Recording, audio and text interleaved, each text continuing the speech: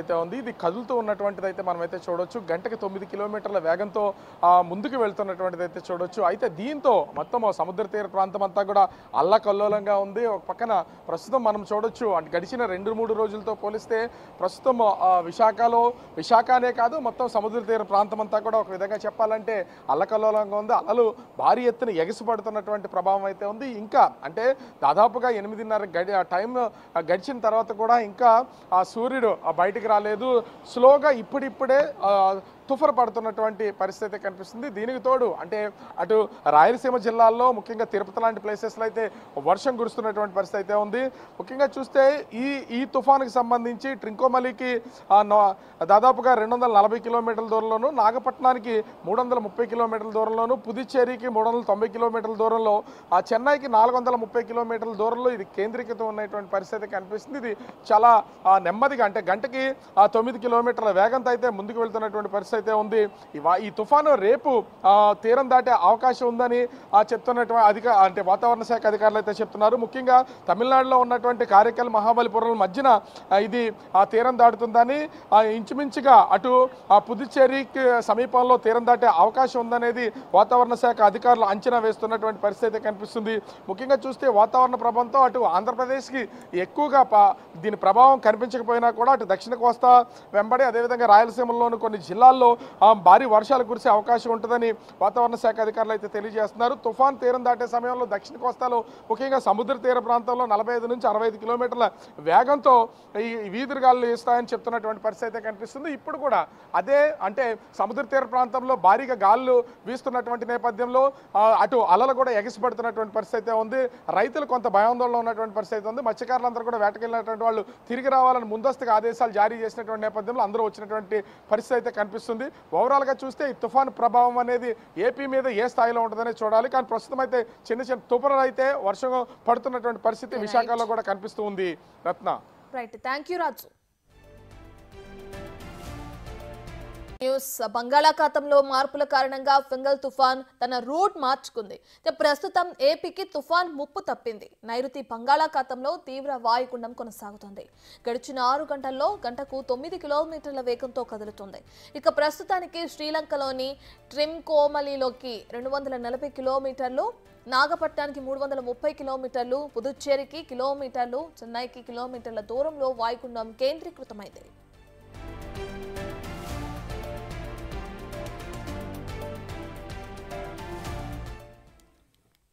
Right, ఇక ఇప్పటికే చూసుకుంటే ఫెంగల్ తుఫాన్ సంబంధించి ఏపీకి ముప్పు లేదని కూడా చెప్తున్నారు ఐఎండీ సంస్థ. దీనికి సంబంధించిన పూర్తి డీటెయిల్స్ అందించడానికి మా ప్రతినిధి రాజు లైవ్ లో జాయిన్ అవుతున్నారు. రైట్ రాజు, వాతావరణానికి సంబంధించి ఫెంగల్ తుఫాన్ ప్రస్తుతానికి ఏపీకి ఎటువంటి హాని చేయడానికి కూడా లేదు అని చెప్తున్నారు. సో అది దాని దిశ మార్చుకుంది, ఎటువైపుగా వెళ్ళనుంది?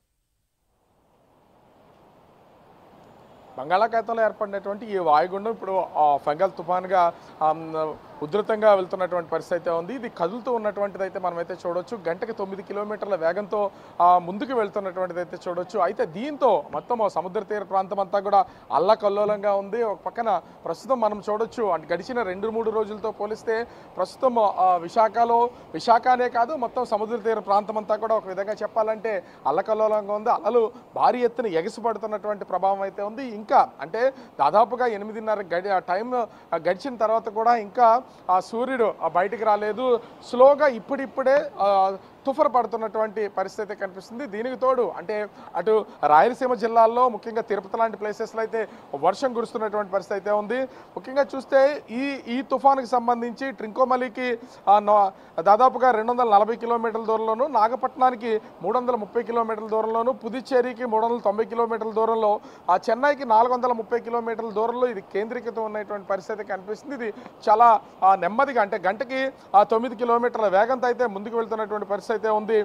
ఈ తుఫాను రేపు తీరం దాటే అవకాశం ఉందని చెప్తున్నటువంటి వాతావరణ శాఖ అధికారులు అయితే చెప్తున్నారు. ముఖ్యంగా తమిళనాడులో ఉన్నటువంటి కారైకల్, మహాబలిపురం మధ్యన ఇది తీరం దాటుతుందని, ఇంచుమించుగా అటు పుదుచ్చేరికి సమీపంలో తీరం దాటే అవకాశం ఉందనేది వాతావరణ శాఖ అధికారులు అంచనా వేస్తున్నటువంటి పరిస్థితి కనిపిస్తుంది. ముఖ్యంగా చూస్తే వాతావరణ ప్రభావంతో అటు ఆంధ్రప్రదేశ్కి ఎక్కువగా దీని ప్రభావం కనిపించకపోయినా కూడా అటు దక్షిణ కోస్తా వెంబడి అదేవిధంగా రాయలసీమలోని కొన్ని జిల్లాల్లో జిల్లాల్లో భారీ వర్షాలు కురిసే అవకాశం ఉంటుందని వాతావరణ శాఖ అధికారులు అయితే తెలియజేస్తున్నారు. తుఫాన్ తీరం దాటే సమయంలో దక్షిణ కోస్తాలో ముఖ్యంగా సముద్ర తీర ప్రాంతంలో 45 నుంచి 65 కిలోమీటర్ల వేగంతో ఈ వీధురుగాలు వేస్తాయని చెప్తున్నటువంటి పరిస్థితి అయితే కనిపిస్తుంది. ఇప్పుడు కూడా అదే అంటే సముద్ర తీర ప్రాంతంలో భారీగా గాలులు వీస్తున్నటువంటి నేపథ్యంలో అటు అలలు కూడా ఎగసిపడుతున్నటువంటి పరిస్థితి అయితే ఉంది. రైతులు కొంత భయాందోళనలో ఉన్నటువంటి పరిస్థితి ఉంది. మత్స్యకారులందరూ కూడా వేటకెళ్ళినటువంటి వాళ్ళు తిరిగి రావాలని ముందస్తుగా ఆదేశాలు జారీ చేసినటువంటి నేపథ్యంలో అందరూ వచ్చినటువంటి పరిస్థితి అయితే కనిపిస్తుంది. ఓవరాల్గా చూస్తే ఈ తుఫాను ప్రభావం అనేది ఏపీ మీద ఏ స్థాయిలో ఉంటుందనే చూడాలి. కానీ ప్రస్తుతం అయితే చిన్న చిన్న తుఫానులు అయితే వర్షం పడుతున్నటువంటి పరిస్థితి విశాఖలో కూడా కనిపిస్తూ ఉంది. Ratna right, thank you Raju. News బంగాళాఖాతంలో మార్పుల కారణంగా ఫెంగల్ తుఫాన్ తన రూట్ మార్చుకుంది. ప్రస్తుతం ఏపీకి తుఫాన్ ముప్పు తప్పింది. నైరుతి బంగాళాఖాతంలో తీవ్ర వాయుగుండం కొనసాగుతుంది. గడిచిన 6 గంటల్లో గంటకు 9 కిలోమీటర్ల వేగంతో కదులుతుంది. ఇక ప్రస్తుతానికి శ్రీలంకలోని ట్రింకోమలిలోకి 240 కిలోమీటర్లు, నాగపట్నానికి 330 కిలోమీటర్లు, పుదుచ్చేరికి కిలోమీటర్లు, చెన్నైకి కిలోమీటర్ల దూరంలో వాయుగుండం కేంద్రీకృతమైంది.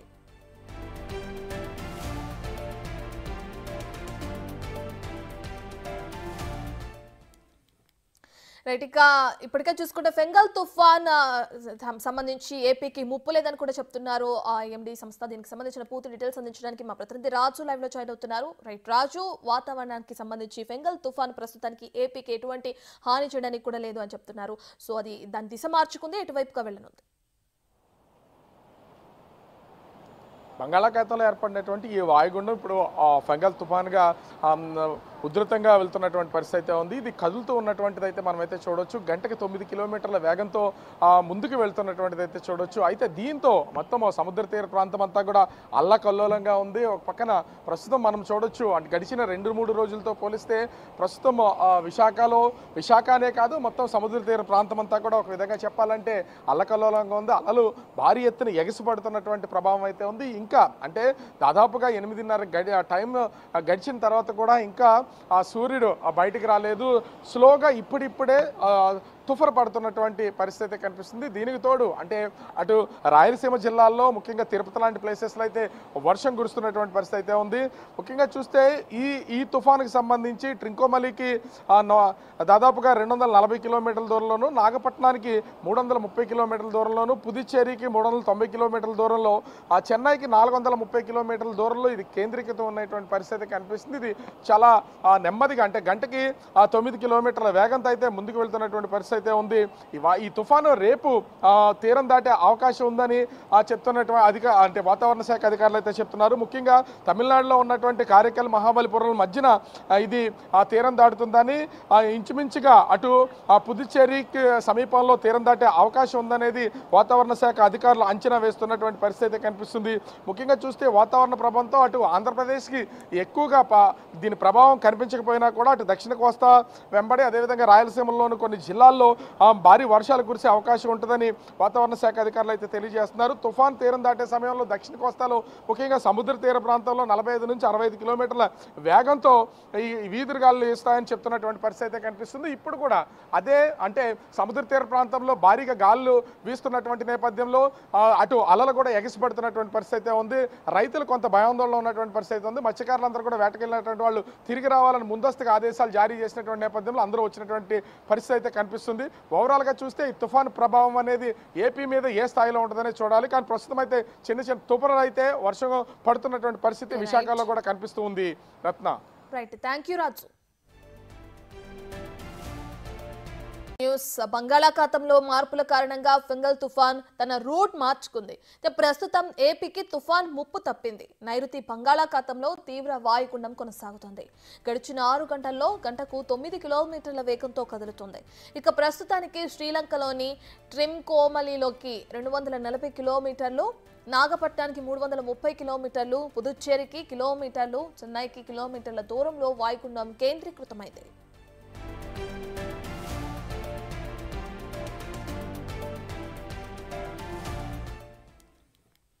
రైట్ ఇక ఇప్పటికే చూసుకుంటే ఫెంగల్ తుఫాన్ సంబంధించి ఏపీకి ముప్పు లేదని కూడా చెప్తున్నారు ఐఎండీ సంస్థ. దీనికి సంబంధించిన పూర్తి డీటెయిల్స్ అందించడానికి మా ప్రతినిధి రాజు లైవ్ లో జాయిన్ అవుతున్నారు. రైట్ రాజు, వాతావరణానికి సంబంధించి ఫెంగల్ తుఫాన్ ప్రస్తుతానికి ఏపీకి ఎటువంటి హాని చేయడానికి కూడా లేదు అని చెప్తున్నారు. సో అది దాని దిశ మార్చుకుంది, ఎటువైపుగా వెళ్ళనుంది?